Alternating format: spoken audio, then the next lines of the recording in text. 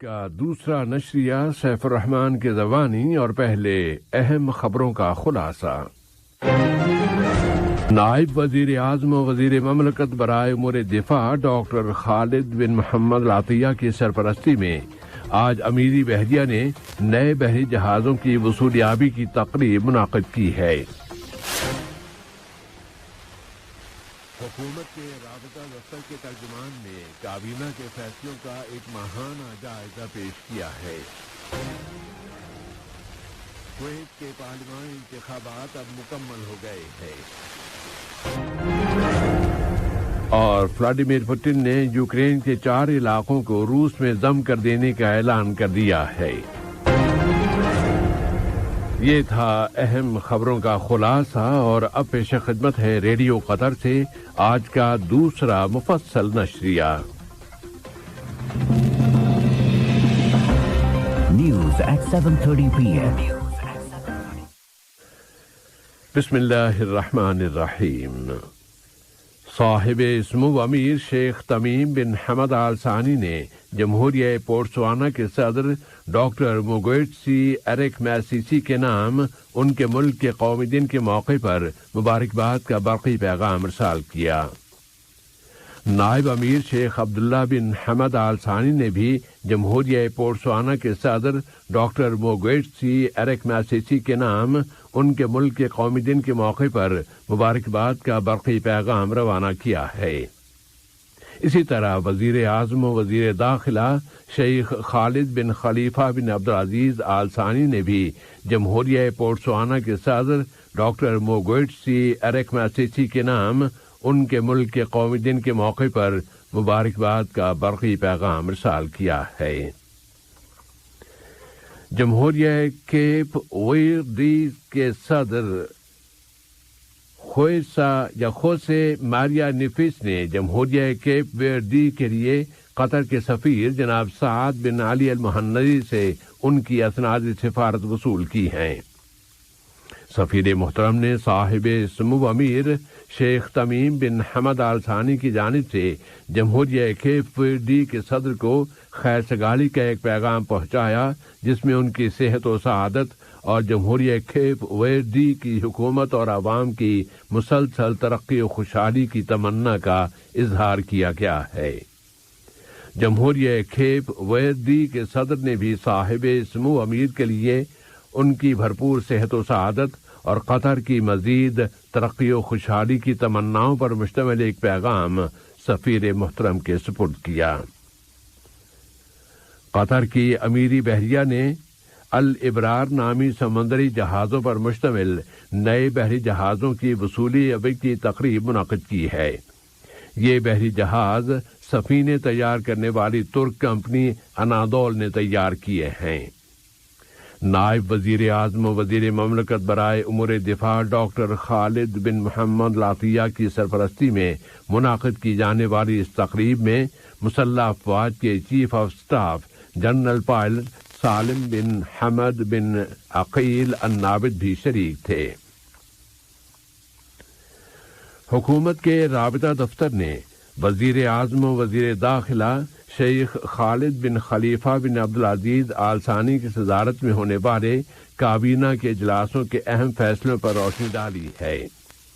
حکومت کے رابطہ دفتر کے سرکاری ترجمان ڈاکٹر محمد بن نعیمی الحاجری نے اپنے ماہانہ جائزے کی ابتدا میں کابینہ کی جانب سے اقوام متحدہ کی جنرل اسمبلی کے 77ویں سیشن سے صاحب سمو امیر شیخ تمیم بن حمد آل ثانی کے جامع خطاب پر زور دیے جانے کا ذکر کیا ہے کہ صاحب سمو امیر نے اس وقت دنیا کے مختلف علاقوں کو درپیش چیلنجوں اور بحرانوں کا مقابلہ کرنے کی اپروچ بتائی ہے۔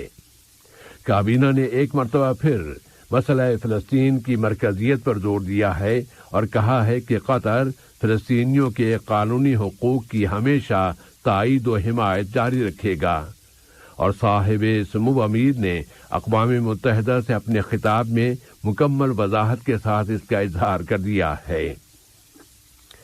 صاحب سمو امیر کی جانب سے دنیا بھر کی اقوام کا ورلڈ کپ فیفا قطر 2022 میں خیر مقدم کے حوالے سے حکومت کے رابطہ دفتر کے سرکاری ترجمان نے کہا کہ کابینہ اس ورلڈ کپ کے انتظامات کا پوری باریک بینی سے جائزہ لے رہی ہے تاکہ یہ ورلڈ کپ قطری معاشرے اور یہاں کی سوسائٹی کی اقدار، اس کی تاریخ اور اس کی اچیومنٹس کی صحیح عکاسی کر سکے، جس کا اظہار صاحب سمو امیر نے اقوام متحدہ سے اپنے خطاب میں کیا ہے۔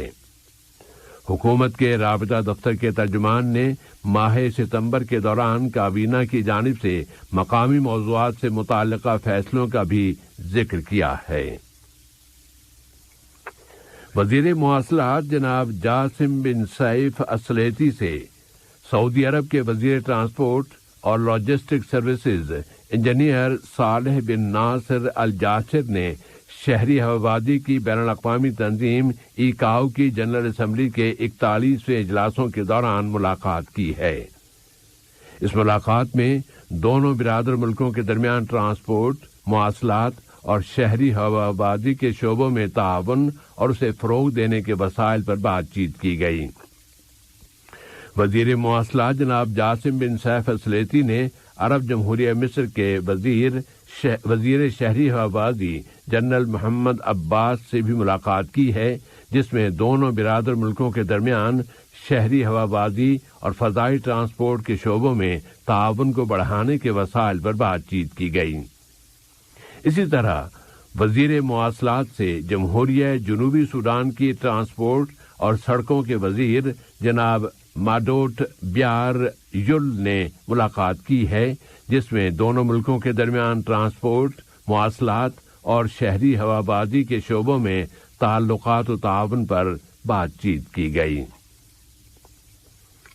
قطر کی ریل کمپنی کے CEO ڈاکٹر عبداللہ بن عبدالعزیز ترکی السبیعی نے اس کمپنی کے تابع سائبر سیکیورٹی آپریشن سینٹر کا دورہ کیا ہے اور وہاں اس سینٹر کی مرکزی ذمہ داریوں، اس کے میجر آپریشنز اور گرینڈ ایونٹس کی خصوصی تیاریوں کے بارے میں معلومات حاصل کی ہیں۔ انہوں نے سائبر حملوں سے نمٹنے کا ایک عملی مظاہرہ بھی دیکھا اور اس پروجیکٹ کو نافذ کرنے والی ٹیم کو انعامات سے نوازا ہے۔ کویت کے امیر شیخ نواف الاحمد الجابر الصباح نے کویت کی مجلس امہ یعنی پارلیمنٹ کے 2022 کے انتخابات میں شہریوں کی بھرپور اور فعال شرکت کی تعریف کی ہے۔ وہاں کل جمعرات کے روز یہ انتخابات کرائے گئے ہیں۔ امیر کویت نے وزارتوں اور سرکاری اداروں کے نام ارسال کیے گئے اپنے برقی پیغامات میں شہریوں کے قومی جذبے کا ذکر کیا ہے، جس کا اظہار ان شہریوں نے ان انتخابات میں اپنی بھرپور شرکت کے ذریعے کیا ہے اور اپنا آئینی حق استعمال کرتے ہوئے انہوں نے یہ ذمہ داری ادا کی ہے۔ امیر کویت نے کہا کہ یہ وطن کا ایک مہذب چہرہ ہے۔ امیر کویت نے عدلیہ کی ہائی کمیٹی کی بھی تعریف کی، جس نے یہ پارلیمانی انتخابات کرائے ہیں۔ ان انتخابات میں ووٹ ڈالنے کا عمل کل شام ختم ہو گیا تھا اور آج صبح ان کے نتائج کا اعلان کر دیا گیا۔ عراق کے دارالحکومت بغداد میں سیکیورٹی الرٹ ابھی تک جاری ہے اور خیال یہی ہے کہ کل ہفتے کے روز بھی اکتوبر سن 2019 کے مظاہروں کو 3 سال مکمل ہونے کے موقع پر وہاں پھر سے مظاہرے کیے جائیں گے۔ واضح رہے کہ عراق میں گزشتہ بدھ کے روز پارلیمنٹ کا اجلاس منعقد کیا گیا تھا، جس کے وقت سے پورے بغداد میں سیکیورٹی ہائی الرٹ ہے۔ ایران کے وزیر خارجہ حسین امیر عبداللہیان نے کہا ہے کہ ان کا ملک واشنگٹن کی جانب سے تہران کے مطالبات منظور کر لیے جانے کے بعد ایٹمی سمجھوتے میں شامل ملکوں کے وزرائے خارجہ کا اجلاس منعقد کرنے کے لیے تیار ہے۔ امیر عبداللہیان نے مزید کہا کہ ان کا ملک ایک طاقتور اور پائیدار سمجھوتا کرنے میں سنجیدہ ہے۔ انہوں نے کہا کہ واشنگٹن جن نیک نیتوں کا اظہار کرتا ہے انہیں وہ عملی شکل میں لے آئے۔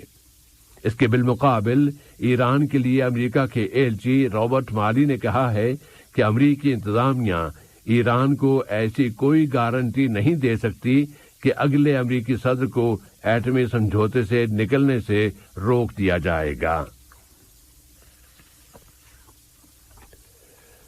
یوکرین کے جنوبی علاقے خیرسون میں سیکیورٹی کے امور کے روسی ادارے کا ڈپٹی ڈائریکٹر اس کے گھر پر یوکرین کا ایک گولہ لگنے سے ہلاک ہو گیا ہے۔ اس دوران میں یوکرین کی فوجیں اسٹریٹجک اہمیت کے شہر لیمان پر دوبارہ قبضہ کرنے کے لیے اپنے حملے جاری رکھے ہوئی ہیں۔ اس کے بعد انہیں ڈونیٹسک اور لوگانسک کے علاقوں میں پہنچنے میں آسانی ہو جائے گی، جن پر اس وقت روس نے قبضہ کر رکھا ہے۔